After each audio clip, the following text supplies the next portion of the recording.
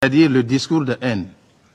Vous parlez du discours de haine, vous qui êtes sur le territoire d'un autre pays en train de massacrer les populations et les tuer, vous osez parler du discours de haine. Donc vous avez peur du discours de haine pendant que vous êtes en train de massacrer des populations d'un autre pays sur son territoire avec armement et avec tout. Même la MONUSCO a souffert de pertes en vies humaines par le fait du Rwanda. Un pays comme ça est digne de s'asseoir sur la table du Conseil de sécurité et de parler du discours de haine, et on l'écoute même. Que vaut un discours de haine par rapport à des milliers de massacres commis sur le territoire de la République démocratique du Congo?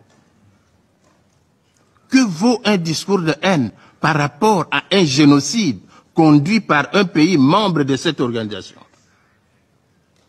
Monsieur le Président, il a parlé aussi des FDLR. Mais qui sont les FDLR? Ce sont des Rwandais. Organisez un dialogue inter-rwandais. Discutez entre vous. Vous n'avez même pas de démocratie chez vous. La démocratie n'existe pas au Rwanda.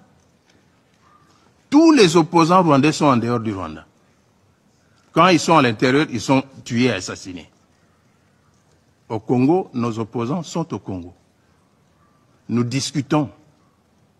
Nous avons la démocratie, même si on ne peut pas la comparer à la démocratie occidentale. Elle existe. Où est la démocratie au Rwanda?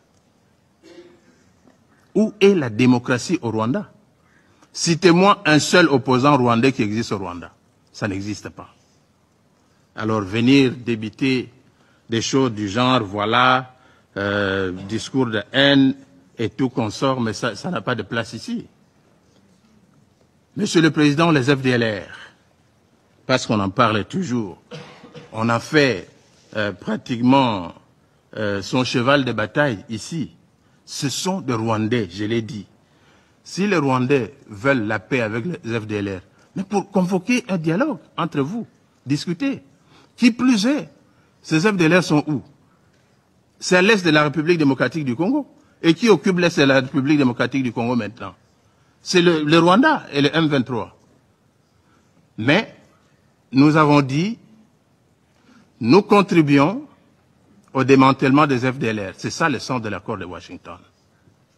Tout simplement parce que nous voulons la paix.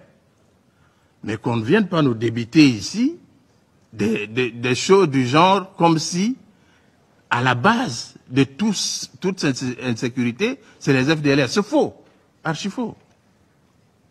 C'est l'exploitation des minerais du Congo.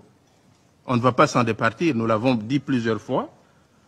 Nous considérons que les graves violations des droits de l'homme qui se commettent à l'est de la République démocratique du Congo sont le fait du Rwanda.